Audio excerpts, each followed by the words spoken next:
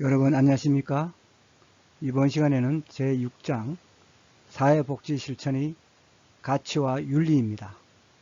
강의 순서는 첫째, 윤리와 가치의 개념, 둘째, 가치와 윤리의 중요성, 셋째, 사회복지사의 윤리 강요, 넷째, 사회복지 실천의 윤리적 딜레마에 대해서 알아보도록 하겠습니다. 먼저 윤리와 가치의 개념입니다. 이 사회복지와 윤리적 실천에 있어서 사회복지 실천직은 어떻습니까? 누군가를 돕는 전문직이죠.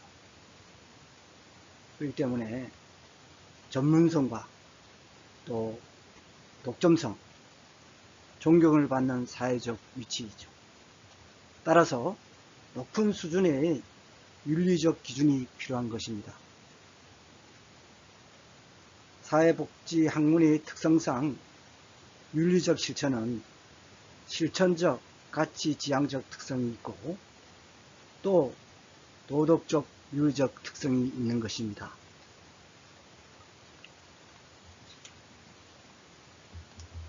그래서 가치와 윤리의 중요성을 잠시 언급하면은 사회복지학은 인간의 존엄성을 기본 가치로 삼고 개인, 또 가족, 집단, 지역사회 등의 욕구와 문제를 충족시켜주고 해결하려는 그런 실천 학문이죠. 그렇기 때문에 다른 학문 분야에 비해서 가치와 불가분의 관계에 있죠. 그래서 사회복지사는 클라이언트라든가 또 동료, 슈퍼바이저, 자신이 속한 기관의 고용주라든가 타 전문직 종사자, 또 그리고 사회와 관계를 맺고 활동하는 전문가이기 때문에 사회복지 실천 과정에서 어떤 다양한 윤리적 쟁점과 마주치게 됩니다. 그때마다 전문가로서 우선순위에 의해 가지고 윤리적인 의사 결정을 내려야 할 책임이 있는 것입니다. 그래서 여기서 윤리라는 정의가 있는데요. 윤리란 사회적인 존재인 인간이 사회 속에서 여러 사람들과 더불어 살아가는 데 있어 원칙적으로 지켜야 하는 도리이자 규범입니다. 그것이 무엇이 옳고 바른 것인지에 대한 내용을 다루는 것입니다. 윤리는. 여기에 관해서 또 가치란 사회적으로 일반적으로 믿음 및 신념으로 사회가 바람직하다고 여기는 것입니다. 그래서 사회 구성원들이 행동해야 하는 방식이고 또 적절한 삶의 조건에 대한 믿음을 의미합니다. 따라서 가치는 무엇이 선하고 바람직한 것인지에 대한 내용을 다룹니다. 다음은 두 번째로 가치의 유형입니다. 첫 번째로 가치 수준에 따른 분류로 가치는 수준 또는 중요도에 따라서 일반적으로 세 가지 유형으로 분류할 수 있습니다. 첫 번째, 궁극적 가치로 가장 추상적이고 대다수의 사람이 쉽게 동의하는 가치입니다. 즉 자유나 평등, 인간의 존엄, 진보, 정의 이런 것이죠. 두 번째로 유사가치라는 것은 보다 바람직한 특정의 목적 상태의 의미며 사람에 따라 불치의 의견이 발생할 수 있습니다. 이를테면은 낙태에 대한 권리, 또 아동 훈육에 대한 권리 등이 있겠죠. 낙태에 대해서 긍정적으로 생각하는 사람이 있을 것이고 또 낙태에 대해서 부정적으로 생각하는 사람이 있겠죠.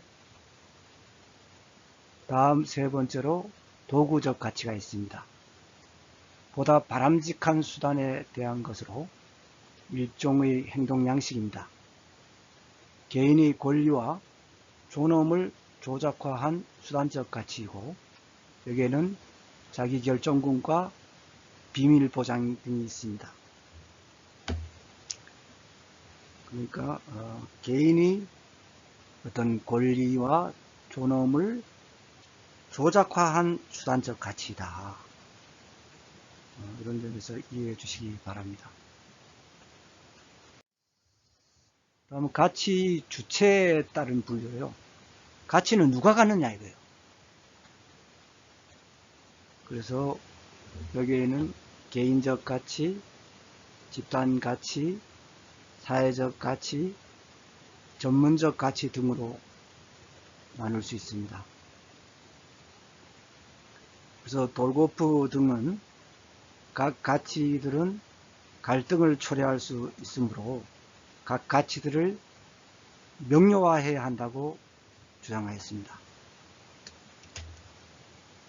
그래서 가치 간의 어떤 그 해석을 둘러싸고 갈등을 초래할 수 있습니다. 그래서 그 돌고프는 그 각 가치들의 갈등을 초래할 수 있기 때문에 그 각 가치들을 확실하게 구분할 수 있도록 명료화해야 한다고 주장했습니다.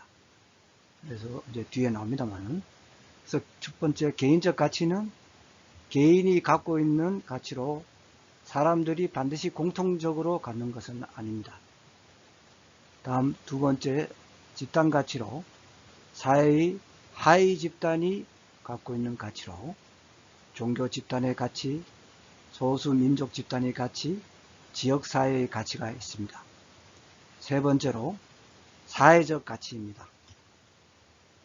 이거는 전체 사회 체계의 다수 또는 적어도 사회의 지도자가 인정하는 가치들입니다. 다음 네 번째로 전문적 가치로 사회복지사와 같이 그 전문가 집단이 선언한 고유한 가치들입니다. 다음 세 번째로 사회복지 실천의 가치에 대해서 살펴보도록 하겠습니다. 사회복지 전문직은 윤리적이며 가치지향적인 전문직이라 했지 않습니까? 그렇기 때문에 사회복지 실천에서 가치와 윤리는 중심을 차지하고 있습니다. 그래서 사회복지 실천에서의 가치는 그 돌고프 등의 가치 유형 중에서 전문적 가치, 사회적 가치, 개인적 가치가 모두 포괄된 가치로 볼 수 있습니다. 다음 여기서 레비의 사회복지 전문직의 가치 범위에 대해서 알아보도록 하겠습니다. 레비는 사회복지 실천에 우선하는 그 사회복지 전문직 자체의 가치 범위를 다음 세 가지로 설명하였는데요. 우선 첫째, 인간에 대해 선호하는 생각입니다. 사람 우선의 가치로 전문직이 갖추고 있어야 할 기본적 가치관이며 기본 철학인 것입니다.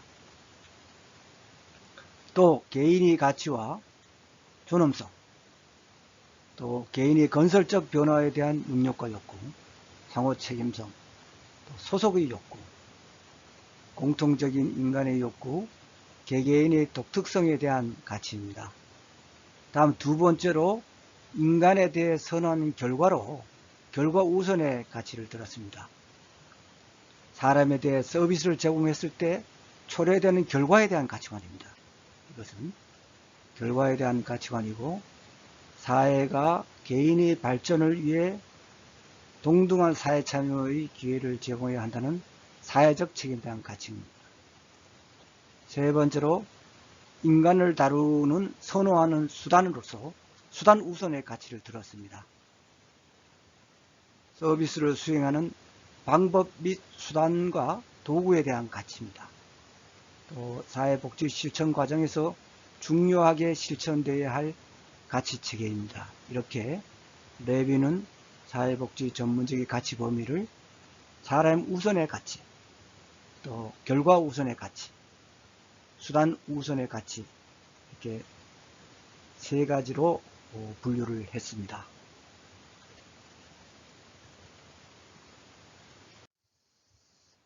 다음은 모랄레스와 셰퍼의 사회복지 전문직의 가치 범위입니다.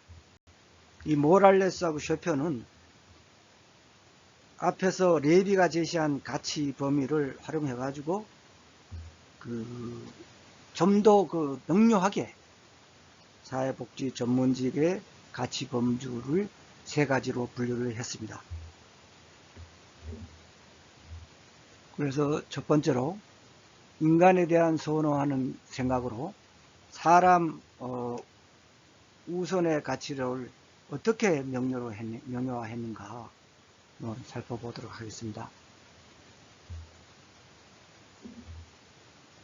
첫째, 사회복지사는 인간이 타고난 가치와 존엄을 믿는다. 그 다음에 모든 인간은 변화를 향한 동기와 능력을 선천적으로 갖고 있다. 모든 인간은 변화하는 동기, 또 거기에 대한 능력을 선천적으로 갖고 있다는 것입니다. 또 모든 인간은 사회 및 인류의 자산에 대한 책임감을 가진다. 사회복지 전문직 가치 범위로 사회 및 인류의 자산에 대한 책임감을 가진다 이거죠. 또 인간은 소속 욕구가 있고 또 공통된 욕구를 갖지만 또 나름대로 각 개인은 독특한 그런 존재를 가지고 있다. 독특한 존재다 이겁니다. 그래서 거기에 따른 이제 가치를 부여해야 되겠죠. 사람마다 개인마다 독특한 존재이기 때문에 개인은 다 다르다 이겁니다. 그러니까 이 사람 우선의 가치로 이렇게 명료화가 갈랐다. 그러니까 모랄레스와 셰퍼를 보면 좀 더 이해가 빠르죠. 다음 모랄레스와 셰퍼의 사회복지 전문직의 가치 범위에서 결과 우선의 가치에 대해서 살펴보겠습니다. 인간에 대해 선호하는 결과로 결과 우선의 가치입니다.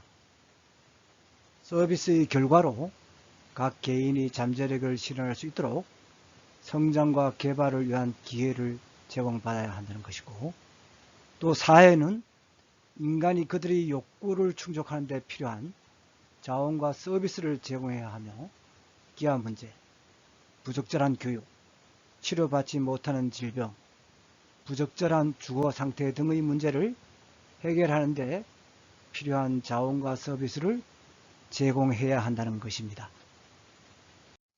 다음은 세 번째로 인간을 다루는 선호하는 수단입니다. 즉 수단 우선의 가치입니다.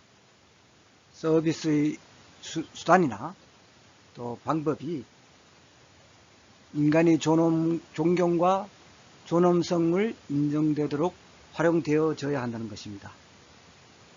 그리고 서비스의 수단과 도구가 인간이 자신이 삶의 방향을 결정할 수 있도록 최대한의 기회를 갖도록 하고요. 또 인간을 독특한 성격과 삶의 경험을 가진 독특한 존재로 다뤄줘야 한다는 것입니다. 이게 이제 인간을 다루는 선호하는 수단으로서 수단 우선의 가치를 얘기한 것입니다. 다음은 두 번째로 가치와 윤리의 중요성입니다. 그래서 사회복지학은 앞에서 설명했지만은 어떤 인간의 존엄성을 기본으로 삼고 있지 않습니까? 그래서 가치의 문제와 또 불가벌의 관계가 있고, 또 사회복지사 같은 경우에는 또 전문가이기 때문에 그 사회복지 실천 과정에서 다양한 윤리적 쟁점과 마주치게 되는데요. 그렇기 때문에 전문가로서 그 상황에 따라서 그 윤리적인 의사 결정을 내야 할 때가 많습니다. 그렇기 때문에 어떤 뭐 법이나 규정에 지침이 없을 때 특히 어떤 사회복지사들이 전문직으로서 그런 윤리적인 의사결정을 내려야 할 책임이 있는 것입니다. 그래서 사회복지 실천의 가치에 발달해서 기본 가치는 인간의 존엄성이고 개인, 가족, 집단, 지역, 사회 등의 욕구와 문제를 충족시켜주고 해결하려는 실천 학문입니다. 사회복지학이. 그래서 사회복지 제도와 그 학문의 발달 과정에서 사회복지 실천가와 학자들은 가치와 윤리에 관련된 여러 가지 문제에 직면하게 되죠. 즉, 자유와 평등. 좀 이게 상반되죠, 그죠? 자유를 줄 것인가, 또 평등을 실현할 것인가. 이런 또 가치와 윤리에 대해서, 정점에 대해서 직접 그런 그 사회복지사뿐만 아니라 또 학자들도 여러 가지 이런 문제에 맞닥뜨리게 되죠.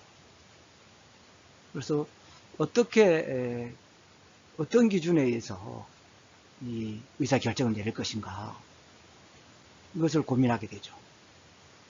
그때는 또 사회복지의 어떤 가치와 윤리에 의해서 결정할 수밖에 없다. 이렇게 볼 수 있는 것입니다. 또 다른 예가 있습니다. 성장과 분배도 있죠. 또 여러분들 많이 공부한 빈곤의 원인으로서 이게 개인의 결함으로 볼 것인가 아니면 이 빈곤의 원인이 사회 구조상의 결함인가 이것도 또 판단을 해야 된다 이겁니다. 또 인공 임신 중절이나 안락사 허용 문제 또 시험관 악이나 인간복제 이런 것을 허용할 때 도덕적으로 정당화될 수 있는가. 시험관 아기 같은 경우도 지금 종종 하고 있지 않습니까? 이런 문제에 직면했을 때 어떤 태도와 입장을 취해야만 최선의 도덕적 판단을 내렸다고 평가받을 수 있을 것인가. 사실 이런 그 문제는 매우 지금 현재는 현실적인 문제입니다. 현실적으로 이런 일이 벌어지고 있죠, 지금. 시험관하기 같은 경우. 그래서 특히 사회복지 전문가들이 역할이 증대될수록 사회적 가치와 또 윤리와 관련된 이슈들은 사회복지사들이 더욱 곤혹스럽게 만들 수 있습니다. 그래서 그 사회복지 전문직이 그 가장 일찍 발달된 미국에서는 이제 19세기 후반부터 사회복지 실천가들이 활동하는 기준을 제공했습니다. 그래서 가치와 윤리를 사회복지사의 역할과 개념 형성에 영향을 미치는 중요한 요인이 되었습니다.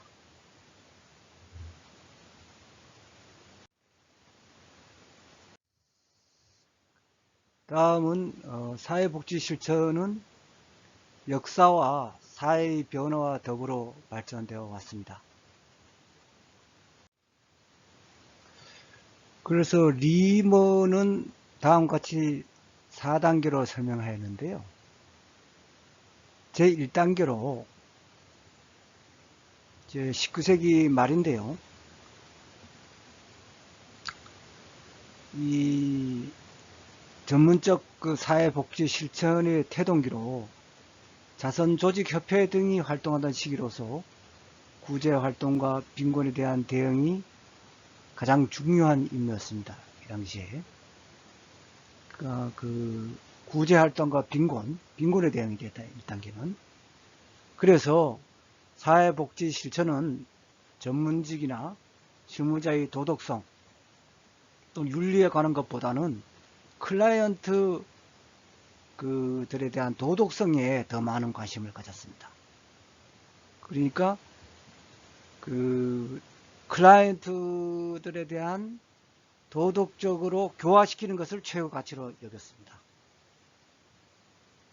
그러다 보니까 인간의 기본적 권리에 대한 가치는 고려되지 못했죠. 그래서 당시 원조 활동의 기반은 간섭적 온정주의다. 그래서 우에 박문원의 활동도 간섭적 온정주의의 영향을 많이 받았다고 할 수 있을 것입니다. 다음 2단계는 20세기 초입니다. 20세기 초는 인보관 운동의 시작 및 진보 시기입니다. 그래서 사회복지의 목적과 가치 지향이 빈곤자의 도덕성에서 그 주택, 건강, 위생, 교육, 고용, 빈곤과 관련된 광범위한 어떻게 됐습니까? 사회 문제를 개선하기 위한 요구로 바뀌었다. 이게 틀린 것입니다. 1단계인 19세기 말에는 어떤 클라이언트의 어떤 빈곤 문제, 클라이언트에 대한 그런 도덕성 문제만 다루었는데, 두 번째 20세기에 접어들면서 그 사회복지 목적과 가치 지향이 어떤 그런 주택이나 건강 또 위생, 교육, 빈곤, 고용 뭐 관련된 광범위한 사회 문제를 개선하기 위한 요구로 바뀌어갔다 이거죠. 그러니까 그 진보주의와 함께 빈곤자의 도덕성 결여보다는 빈곤 발생의 사회 구조적 문제에 초점을 두게 됐습니다. 중요한 전환점이 된 거죠. 2단계에서.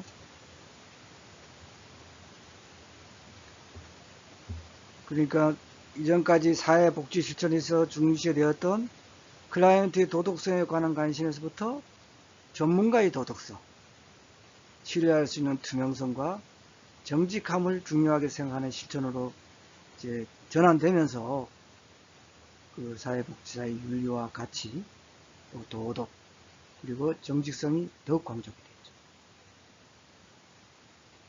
또 이와 함께 사회복지 실천의 그런 그 실천 전략, 개입 방안, 실천 기술의 필요성이 강조되면서 전문가를 위한 교육 내용과 훈련 프로그램의 중요성을 더욱 인식하게 되었습니다. 그 동시에 많은 사회복지사들은 사회복지 실천에서 전문가로서의 위상을 높이고 전문성을 확립하기 위하여 정신치료, 또 정신분석, 정신역동 혹은 심리사회적인 개입 방법에 대한 그런 교육과 훈련의 필요성을 강조하였습니다.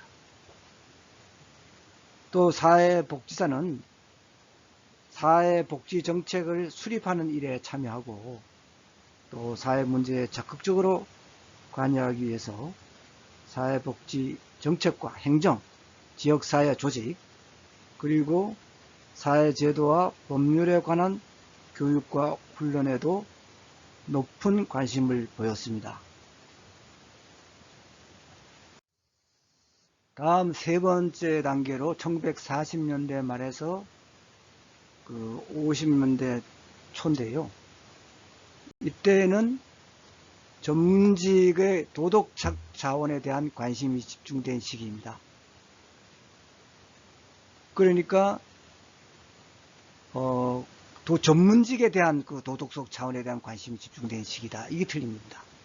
그래서 사회복지 전문직의 가치와 윤리가 본격적으로 언급되기 시작했습니다. 그래서 초기에 앞에서 보면 클라이언트의 도덕성에 관심을 가졌잖아요. 이거와 달리 전문직과 실천가들이 도덕성 및 윤리 문제에 더 큰 관심을 두게 되었다. 또 20세기 중반 전문가의 도덕성에 대한 문제, 공식적으로 논의 주제로 인정되어 공표되게 이르렀고, 클라이언트를 대하는 전문가의 가치에 대한 의문이 제기되면서 전문적 가치 체계에 입각한 실천이 이루어질 수 있도록 윤리적 지침에 관한 관심이 증가됐습니다. 윤리적 지침에 대한 관심이 증가됐다는 거 알아두시고요. 그리고 적절한 실천을 향상시키기 위해서 전문가 윤리 지침이 개발되기 시작했습니다. 그러니까 전문가들의 어떤 의사결정을 위한 윤리 지침이 개발되기 시작했죠. 그래서 사회복지 실천 전문가의 윤리 문제, 또 교육 현장에서 학술적인 차원으로 다뤄야 할 필요성이 인식되기에 이르렀습니다. 그래서 1947년 미국 사회복지사 협회에서는 사회복지사의 윤리 강령을 채택했는데요. 동시에 사회복지사들은 사회복지 실천의 가치 기준이 되는 중심 가치를 제안하였습니다. 예를 들면 클라이언트에 대한 인간의 존엄성과 인권, 그 다음에 클라이언트의 다양성, 또 개인의 가치 존엄, 클라이언트의 자기결정권, 또 자율성, 클라이언트에 대한 존경, 클라이언트의 개별화, 그리고 사회정의와 인간의 평등을 사회복지 실천의 기본 가치로 인식하고 모든 실천에 도입, 적용하게 되었다는 것을 참고로 알아두시기 바랍니다.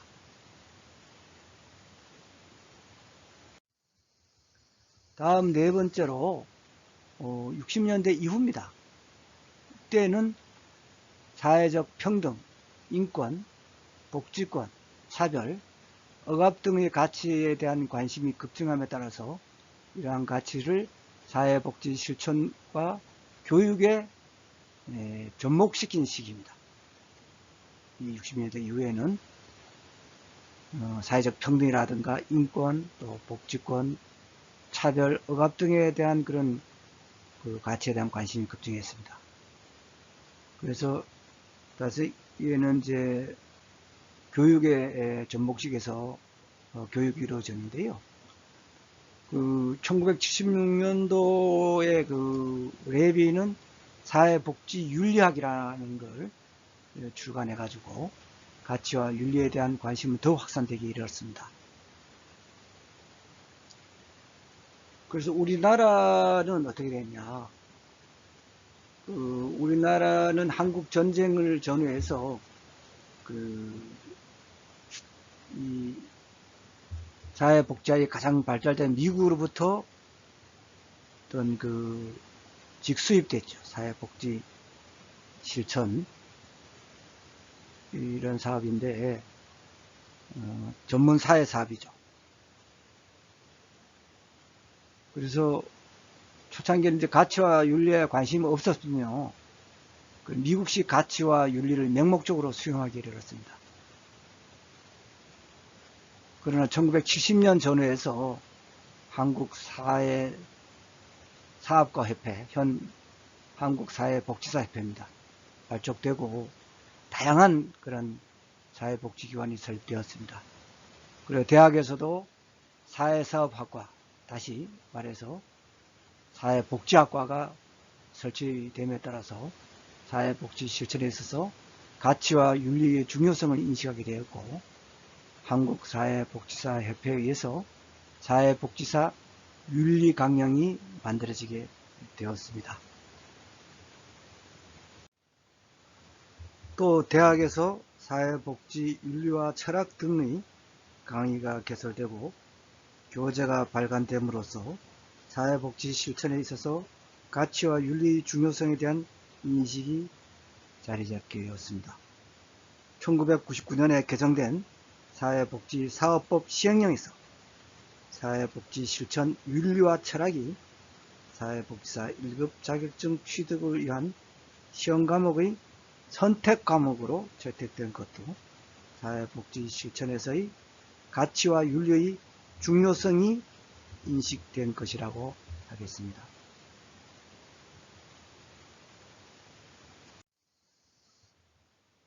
다음은 사회복지와 관련되는 가치와 윤리를 공부해야 하는 필요성의 세 가지 근거로 사회복지 문제에 있어서 가치 불개입이나 가치 중립 현상은 존재하지 않는다는 것입니다.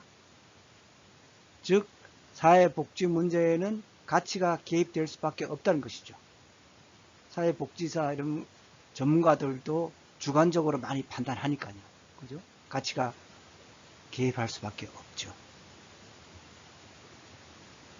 그 다음에 사회복지사는 복지서비스 수급자의 가치와 그것에 입각한 행동의 중요성을 확인해야 할 의무를 지닙니다.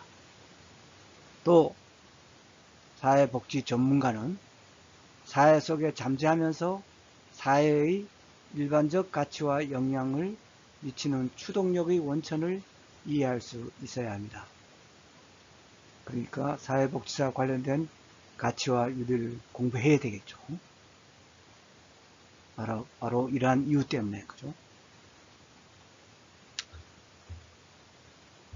다음은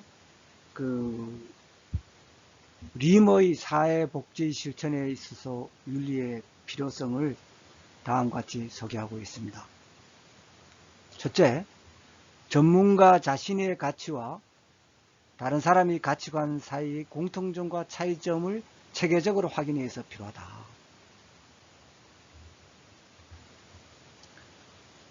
그래서 사회복지 실천의 윤리는 어떻습니까? 전문가 자신의 가치하고 클라이언트, 또 지역 주민, 동료 전문가, 슈퍼바이저 등 다른 사람들의 가치관 사이에 어떤 공통점이 있는가, 또 어떤 차이점이 있는가에 대해서 체계적으로 확인하기 위해서 이 윤리가 필요하다 이거죠. 그럼 둘째, 사회복지사들이 윤리적 딜레마를 이해하고 대처할 수 있는 능력을 갖추기 위해서 필요하다. 전문가는 딜레마 상황에서 바람직한 윤리적 판단을 내릴 수 있는 사람이 되어야 되겠죠. 당연히. 셋째, 다양한 가치들 사이에 관계의 정의나 또는 순위를 결정하기 위해서 필요하다. 이 사회복지 실천 윤리는 어떤 여러 개의 어떤 가치들이 겹칠 때가 많거든요. 이때에 어떻게 순위를 우선순위를 정할 것인가. 그래서 사회복지 실천에 있어서 윤리 필요성이 되었다.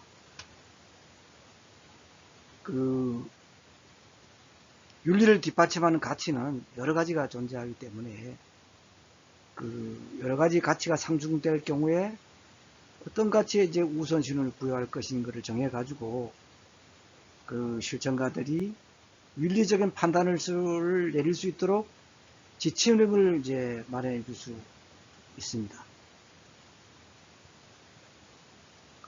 사회복지 실천 윤리가 예를 들어서 인간의 어떤 존엄성과 인간의 생명의 문제를 중첩될 경우에 어떻게 할 것인가. 전문가의 개인의 가치에서 비추어서는 인간의 존엄성이 생명에 우선하여 고려해야 된다고 생각할 수도 있으나 사회복지 실천 전문직의 가치 차원에서는 어떻습니까? 인간의 생명을 가장 우선적인 가치로 생각해야 되겠죠. 그래서 따라서 실천가는 개인의 생명이 인간의 존엄성에 우선하는 실천을 윤리적인 실천으로 받아들이게 됩니다.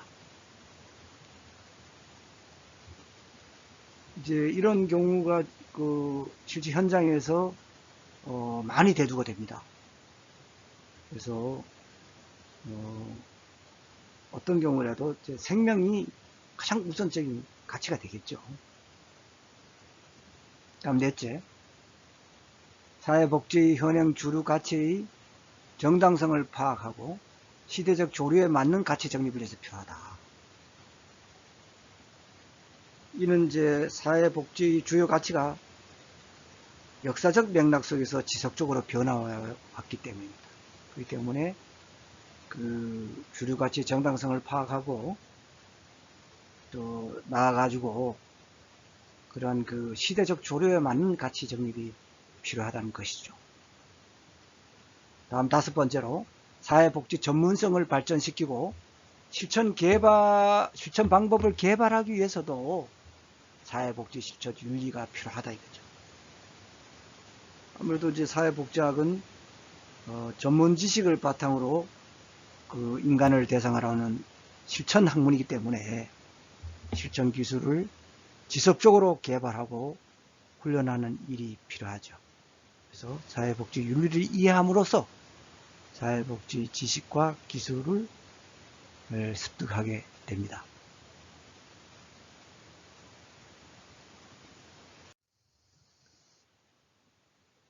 다음은 이제 세 번째로 사회복지사의 윤리 강령에 대해서 살펴보도록 하겠습니다.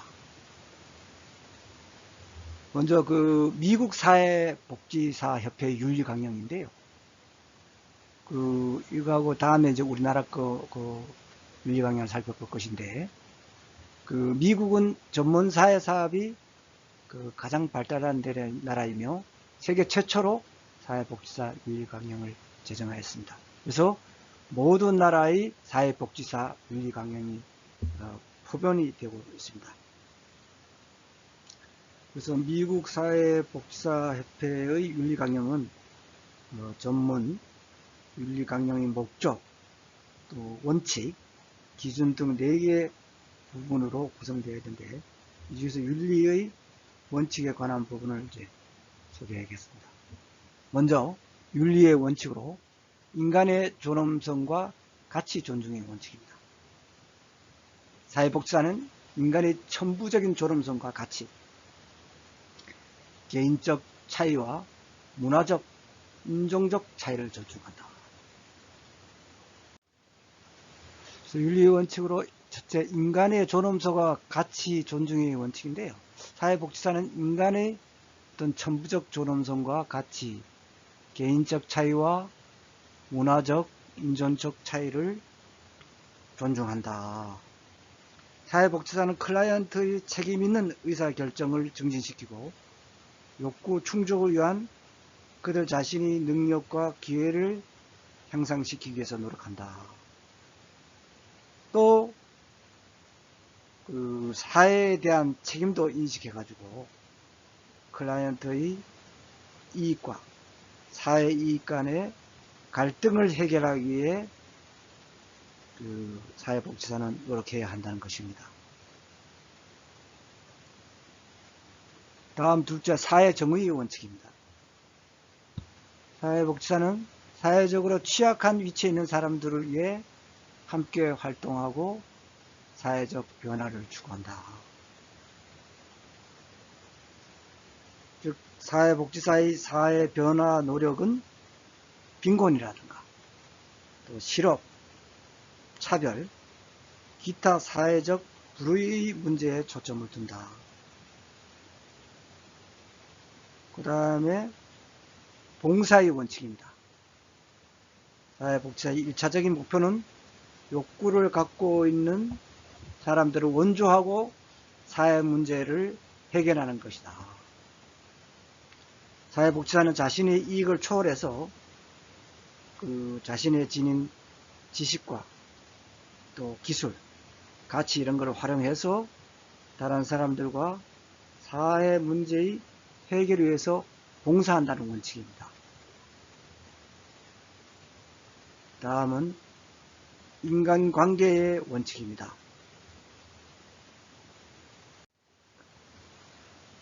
인간관계의 원칙은 사회복지 실천은 인간 서비스다.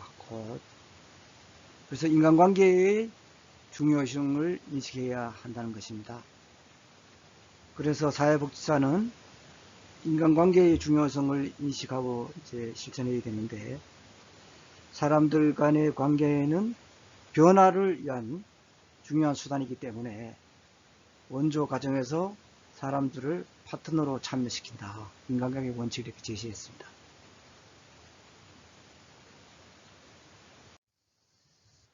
다음은 윤리의 원칙에서 다섯 번째로 정직과 성실의 원칙입니다.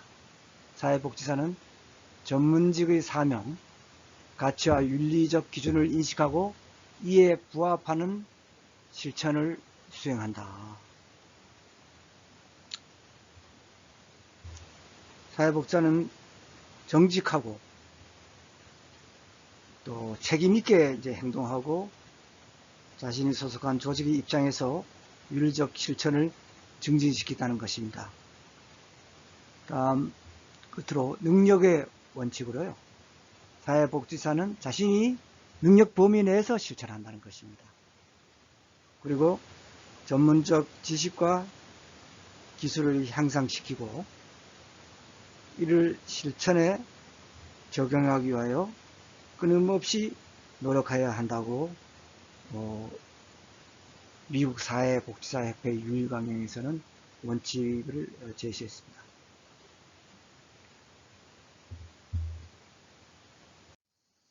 다음은 두 번째로 우리나라 사회복지사 윤리강령입니다. 우리나라의 사회복지사 윤리강령은 1967년도에 창립된 한국사회사업가협회에서 처음 채택됐습니다. 그래서 이후 1992년 개정되었는데요. 당시의 강령은 전문가, 식별조의 단순한 기준만을 제시했는데요. 2001년 12월에 개최된 한국사회복지사협회의 정기대의원 총회에는 실천성을 한층 강화한 새로운 강령을 채택하여 오늘에 이르고 있습니다. 그래서 그럼에도 불구하고 미국 사회복지사협회의 윤리 강령을 모방했는데요.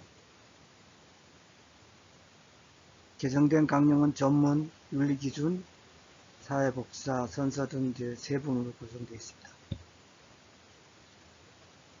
그래서 윤리기준, 사회복지사의 기본적 윤리기준에 대해서 살펴보도록 하겠습니다.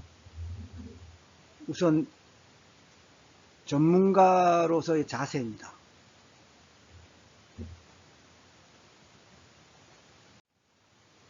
그래서 사회복지사는 전문가로서의 품위와 자질을 유지하고 자신이 맡고 있는 업무에 대해서 책임을 진다.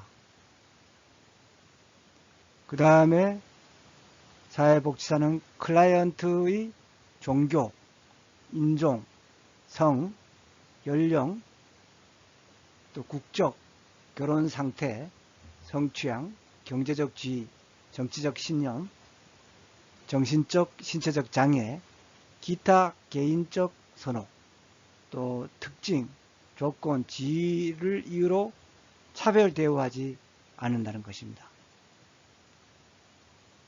또 사회복지사는 전문가로서 성실하고 공정하게 업무를 수행하며 이 과정에서 어떠한 부당한 압력에도 타협하지 않는다는 것입니다.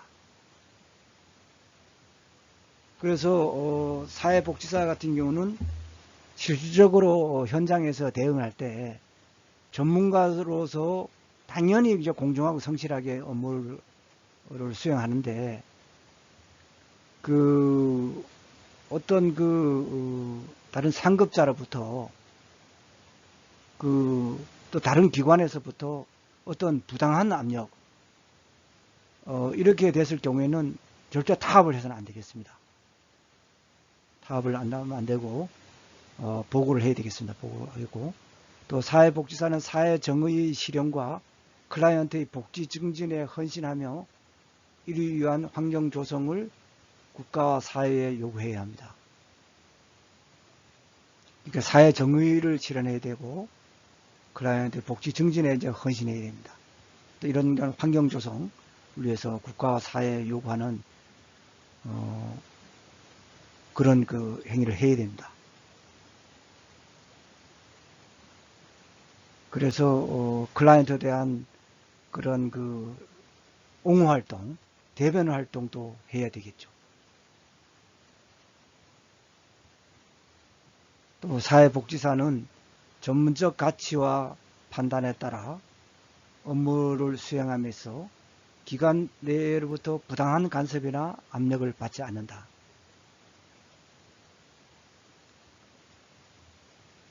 이렇게 이제 전문가로서 자세가 되어 있는데, 실제로 이런 일이 벌어졌을 때 절대 타협이나 굴하면 안 되겠습니다. 부당한 간섭이나 압력 이런 데는 적극 대응을 해 나가야 되겠죠. 이 사람을 다루는 우리가 학문이니까, 여러분들 전문가가 되니까 이런 데에서 절대 부당한 간섭이나 압력에 따라가서는 안 되겠습니다. 당연히 배척을 해야 되겠습니다. 또 사회복지사는 자신의 이익을 위해 사회복지 전문직의 가치와 권위를 훼손해서는 안 된다. 당연하죠. 또 사회복지사는 한국사회복지사협회 등 전문가 단체 활동에 적극 참여하여 사회정의 실현과 또 사회복지사의 권익 옹호를 위해 노력해야 합니다. 그래서 사회복지사도 그런 한국사회복지사협회 등 이런 그런 전문가 단체 활동에 참여를 함으로써 이제 하나의 힘이 되는 거죠, 사실은. 그래서 어떤 또 조직에 힘이 있어야지, 조직이 돼야지 어떤 클라이언트에 대한 그러한 옹호라든가 또 뭐 중개라든가 이런 역할도 잘 할 수 있지만은, 서비스 제공 이런 것도 할 수 있지만은 현재 열악한 그런 사회복지사의 어떤 권익 옹호를 위해서도 필요하다. 그래서 한국사회복지사협회 등 전문가 활동 단체에 적극 이제 참여하고 그런 소속감을 가져야 되겠습니다. 그리고 이제 사회복지사의 권익 옹호를 위해서 함께 노력해 나가야 되겠습니다.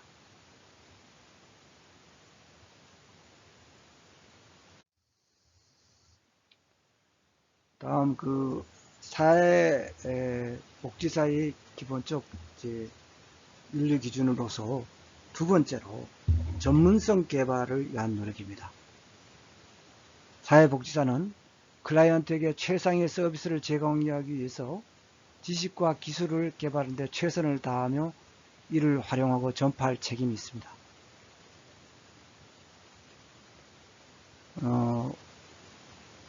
어떤 클라이언트에게 그런 최상의 서비스를 제공하기 위해서는 그런 전문적인 지식과 기술 개발하는 데 최선을 다해야 되겠죠. 이를 적극적으로 활용하고 또 널리 알려야 될 그런 책임이 있습니다. 그 다음에 클라이언트를 대상으로 연구하는 사회복지사는 그들의 권리를 보장하기 위해서 자발적인 동의를 얻어야 합니다. 권리보호 자발적 동의를 얻어야 되고, 사회복지사는 전문성을 개발하기 위해서 노력하되 또 이를 이유로 서비스의 제공을 소홀해서는 안 되겠습니다. 또 사회복지사는 한국사회복지사협회 등이 실시하는 재반교육에 적극 참여해야 한다. 다음 세 번째로 경제적 이득에 대한 태도입니다. 사회복지사는 클라이언트의 지불 능력에 상관없이 서비스를 제공해야 하며 이를 이유로 차별 대우를 해서는 안 된다고 되어 있습니다. 사회복지사는 필요한 경우에 제공된 서비스에 대해 공정하고 합리적으로 이용료를 책정해야 한다. 사회복지사는 업무와 관련하여 정당하지 않은 방법으로 경제적 이득을 취하해서는 안 된다고 되어 있습니다. 클라이언트들은 이제 빈곤하고 또 여러 가지 어려움에 처한 경우가 많죠. 또 클라이언트들이 빈곤하고 또 가정에서도 또 어려움이 있고 가정 또 뭐 해체적인 그런 경우도 있고 극단적으로 또 질병에 시달리고 그래서 여러 복합적으로 어려움에 처한 경우가 많습니다. 그래서 그런 서비스를 제공할 때 차별 대우하지 말고 또 필요한 경우에 공정하고 합리적인 뭐 이용료 이런 거는 또 받아야 되겠지만은 이런 일반적으로 그런 서비스를 제공할 때 차별 대우해서는 안 된다는 것이죠.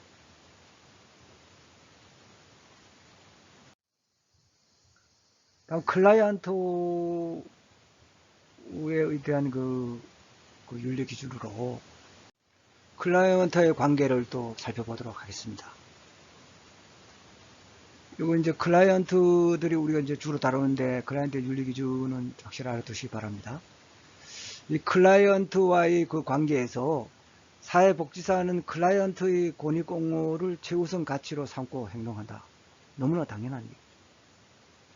클라이언트의 어떤 권익공호를 최우선 가치로 삼는다. 또 클라이언트에 대한 인간으로서의 존엄성을 존중해야 하며 전문적 기술과 능력을 최대한 발휘한다. 또 클라이언트가 자기 결정권을 최대한 행사할 수 있도록 도와야 합니다. 그러니까 클라이언트가 자기가 자유롭게 자율적으로 자기 결정권을 최대한 행사할 수 있도록 도와야 합니다.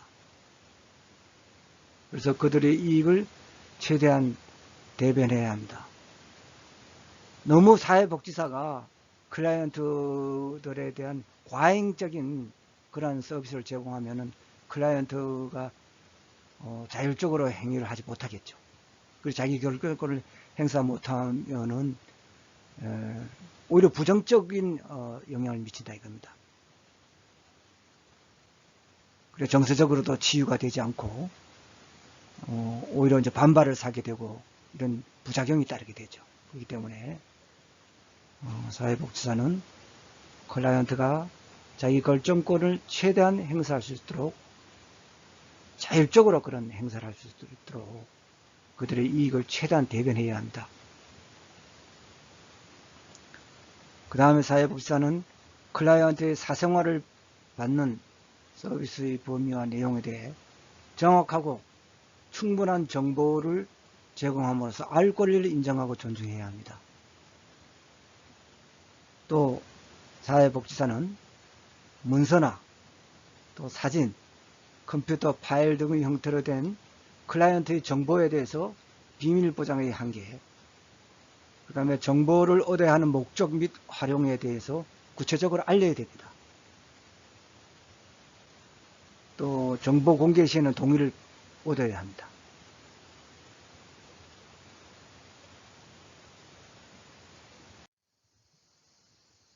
다음은 동료의 클라이언트와의 관계입니다. 사회복지사는 적법하고 적절한 논의 없이 동료나 다른 기관의 클라이언트와 전문적 관계를 맺어서는 안 됩니다. 또 사회복지사는 긴급한 사정으로 인해 만약에 동료의 클라이언트를 맡게 됐다. 그랬을 경우에는 자신의 의뢰인처럼 관심을 갖고 서비스를 제공한다. 이렇게 되어 있습니다.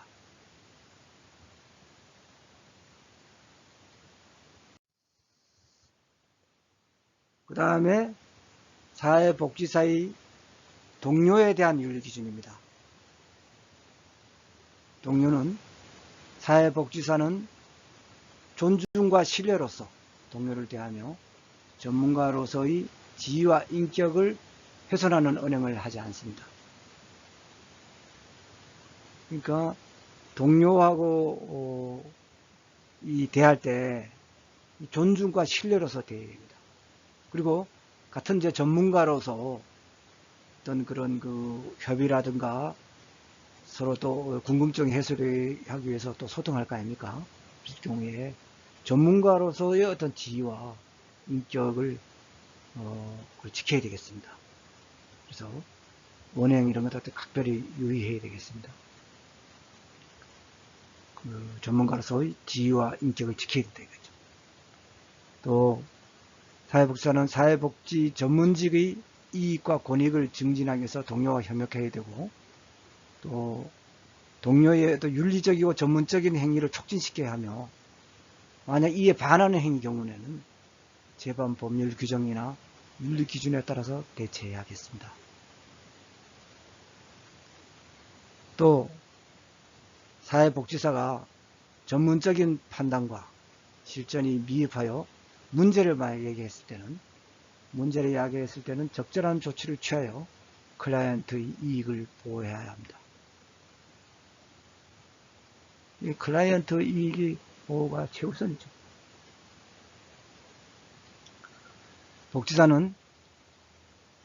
사회복지사는 전문직 내 다른 구성원이 행한 비윤리적 행위에 대해서 제반 법률 규정이나 윤리 기준에 따라 조치를 취해야 한다.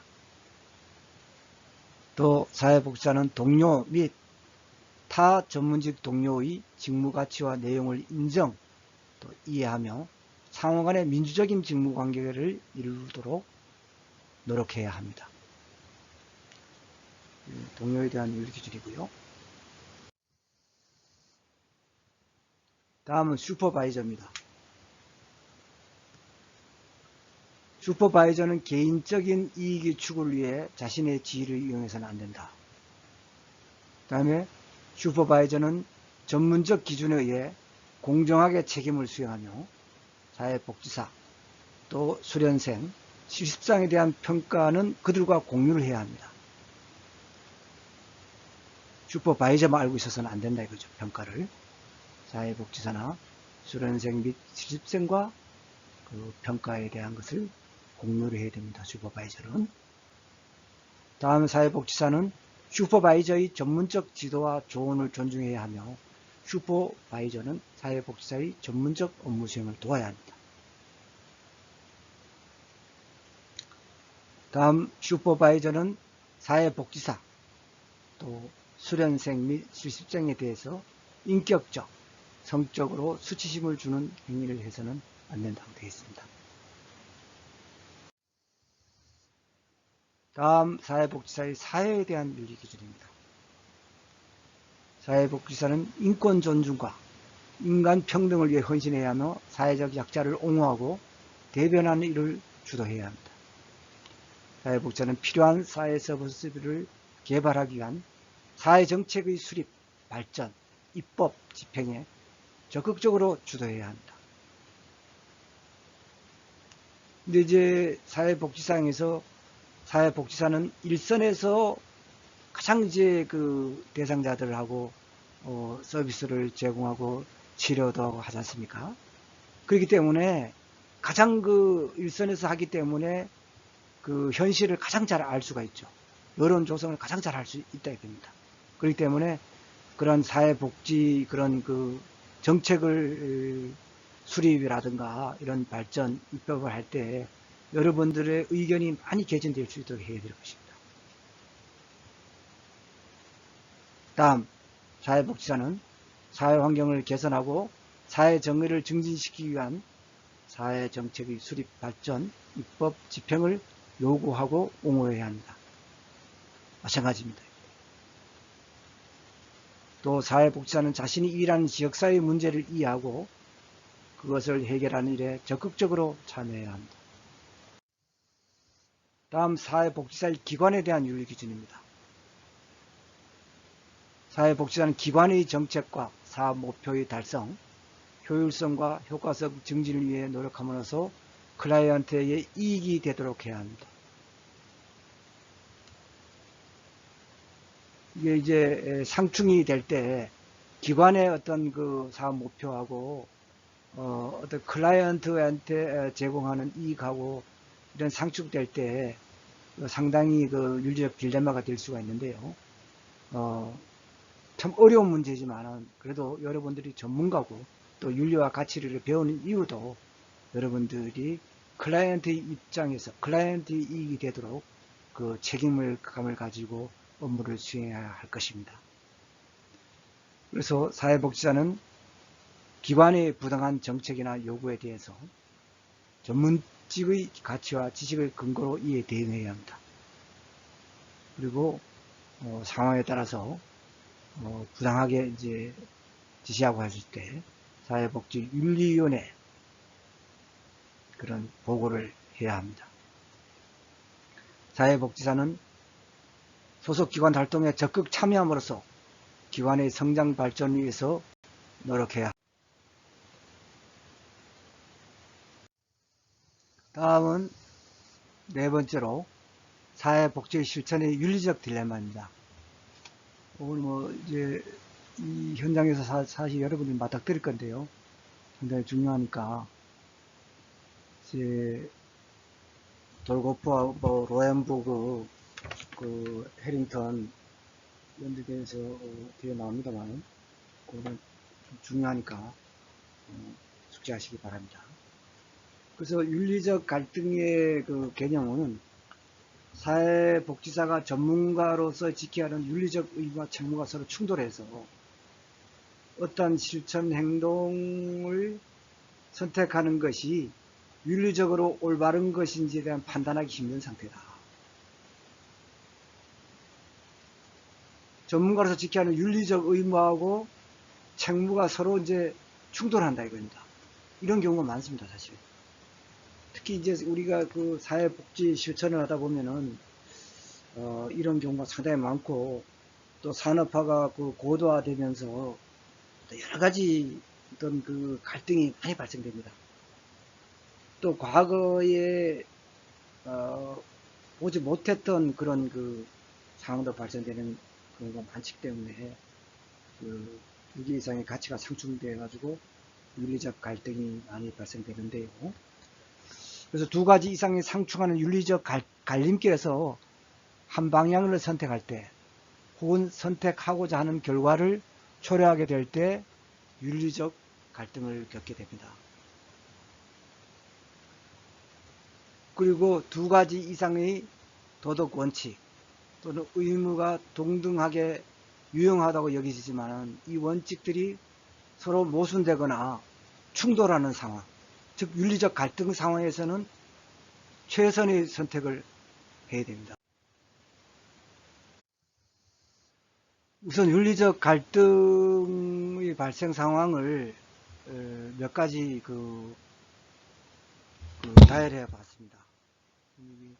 가치 상충, 의무 상충, 클라이언트 체계의 다중성, 결과의 모호성, 힘 또는 권력의 불균형인데요.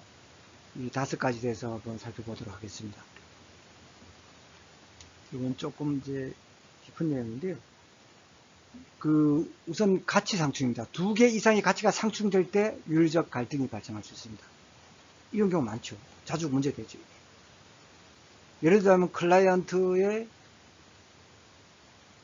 자기 결정권하고 또 생명권, 생명하고 또 비밀 보장 뭐 이런 게 창출될 수가 있죠. 예를 들자면은 자살을 하려는 클라이언트가 있을 때 사회복지사가 겪게 되는 윤리적 갈등은 어떻게 하겠습니까? 자기 결정권을 존중해야 됩니까? 생명보호를 해야 됩니까? 당연히 그런 윤리적 갈등이 있을 때는 생명보호를 최우선적으로 결정해야 되겠죠. 그 다음에 의무상충입니다. 사회복지사가 소속기관에 대해서 지켜야 할 의무, 아까 제가 말씀드렸잖아요. 와 또 클라이언트에 대해 지켜야 할 의무 사이에서 겪게 되는 이런 윤리적 갈등이 있을 때, 예를 들어 기관의 어떤 그런 정책, 이 클라이언트 이익에 위배될 때 의무상충으로 윤리적 갈등이 발생할 수가 있겠죠.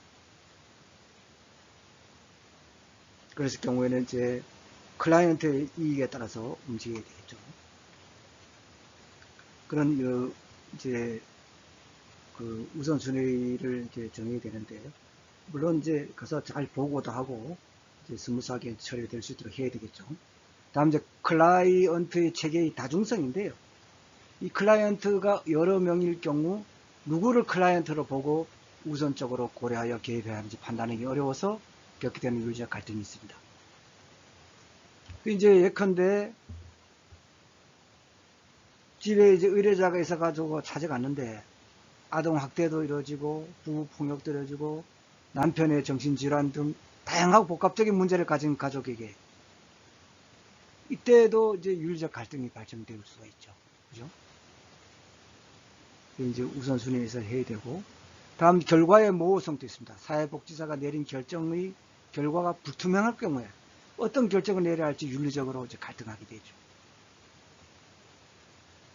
결과의 모호성 같은 경우는 예컨대 부모의 경제적인 이유 때문에 아이를 해외로 이방시키는 것이 그 아이를 위해서 최선의 결정인지 확신할 수 없어서 의사결정을 못하는 경우, 이런 경우에 윤리적 갈등이 발생하죠. 다음 또 힘 또는 권력의 불균형을 보면은 사회복지사와 클라이언트의 관계가 권력적으로 평등하지 않기 때문에 생기는 갈등이 있습니다. 예컨대 의사결정을 내리기 어려워하거나 또 문제 해결 능력이 부족한 아동이 자신의 결정과 선택을 전문가에게 의존함으로써 클라이언트의 그런 자기 결정권이 포기되는 경우입니다.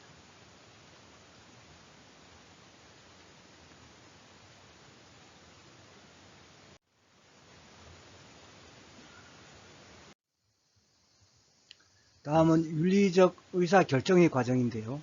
이건 뭐 상당히 중요합니다. 이거는 여러분들이 이제 확실하게 알아두시기 바랍니다. 사회복지사가 현장에서 윤리적 딜레마를 경험하고 해결하기 위한 정확한 공식은 존재하지 않습니다. 도움이 되는 것들이 있습니다. 그래서 윤리적 의사 결정의 우선순위, 즉 심사 원칙에 대해서 학자들이 이제 분류를 해놨는데요. 이제 하나하나 살펴보도록 하겠습니다.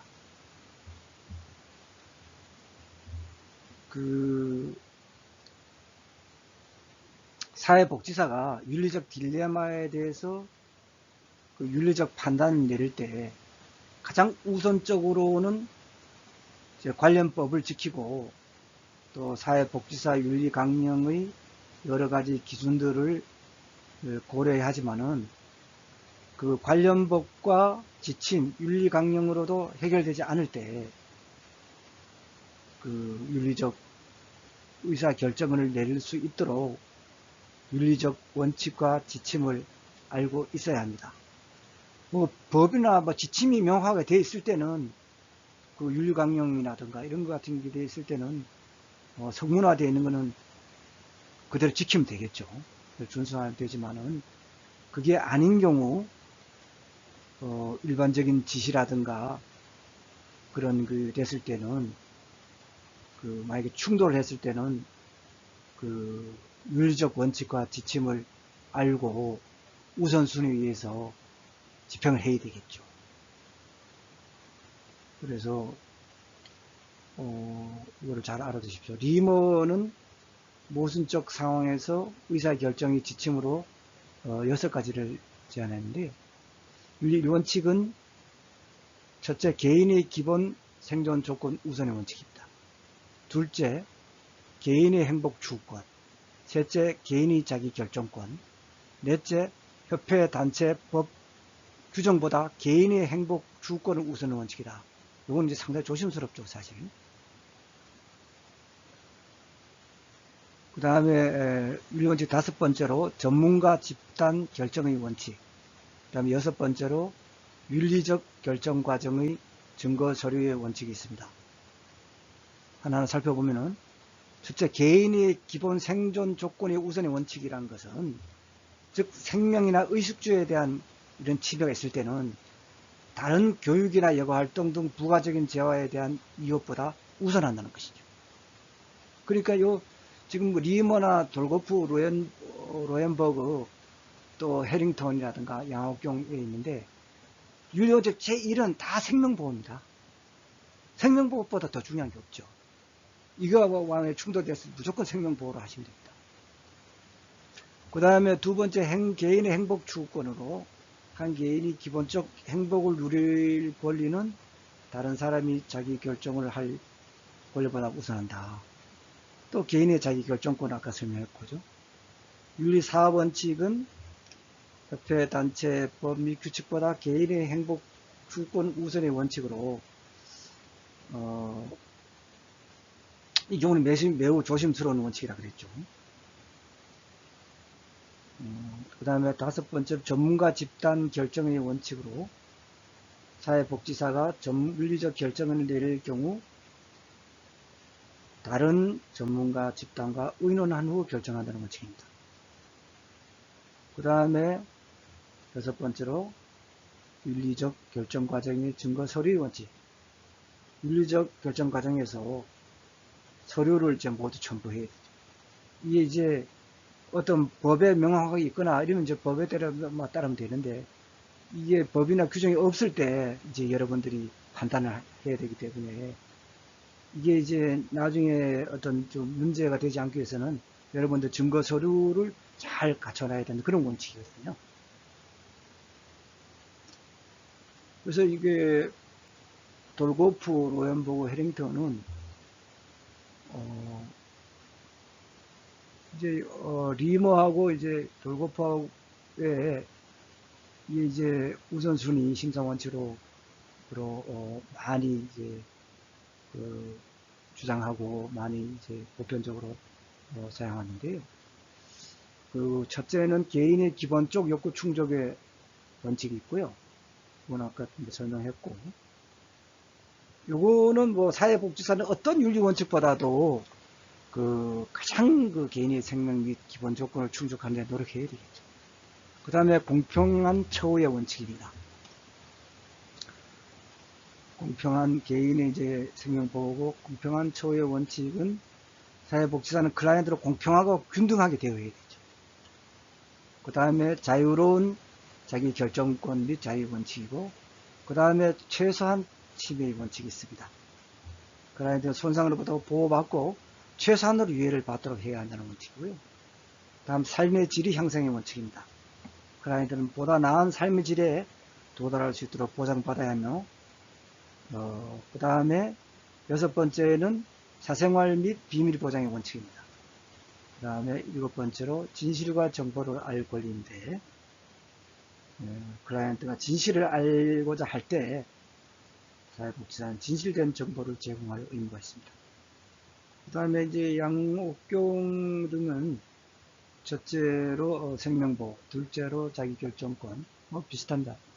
그 다음에 윤리 3원칙으로 비밀보장과 알권리, 그 다음에 윤리원칙 내로 균등한 기회보 제공, 그 다음에 윤리원칙 5번째로 규칙 준수를 들었습니다. 다음은 두 번째로 윤리적 의사결정의 과정입니다. 사회복지사가 윤리적 딜레마 상황에서 의사결정은 일련의 단계를 밟아서 체계적으로 접근함으로써 윤리적 결정의 질을 향상시킬 수 있습니다. 단계별로 살펴보면 첫 번째 단계는 윤리적 이슈를 규명한다입니다. 이때 상황에 대한 정보를 수집하고 갈등을 일으키는 사회복지 실천의 가치도 분명히 한다. 두 번째 단계로 윤리적 결정에 의해 영향을 받을 가능성이 있는 개인이나 집단, 조직을 규명한다. 세 번째 단계로 실행 가능한 모든 행동 방침과 각각의 경우에 포함되는 참여자들, 각 경우의 잠재적 이익과 위험을 잠정적으로 규명한다. 네 번째 단계로 우측 하단에 있는 세 가지 관련 사항, 즉 윤리강령과 법과 규정, 사회복지 실천 이론과 원칙, 개인적 가치, 특히 자신의 가치와 갈등을 일으키는 가치들, 이 세 개를 고려하여 각각의 행동 방침을 찬성 또는 반대하는 이유와 근거를 철저하게 검토한다. 다섯 번째 단계로 동료와 전문가와 상담한다. 여섯 번째 단계로 결정을 내린 후 의사결정 증거서를 첨부한다입니다. 그럼 제6주차 과제를 부여하겠습니다. 첫째, 우리나라 사회복지사 윤리강령에서 사회복지사의 클라이언트에 대한 윤리 기준을 기술하시옵니다. 두 번째로 돌고프와 로엔버그 그리고 해링턴이가 제안한 윤리적 의사결정의 우선순위, 즉 심사원칙 7가지를 설명하시옵니다. 이상으로 제6장 사회복지 실천의 가치와 윤리에 대한 강의를 모두 마치겠습니다.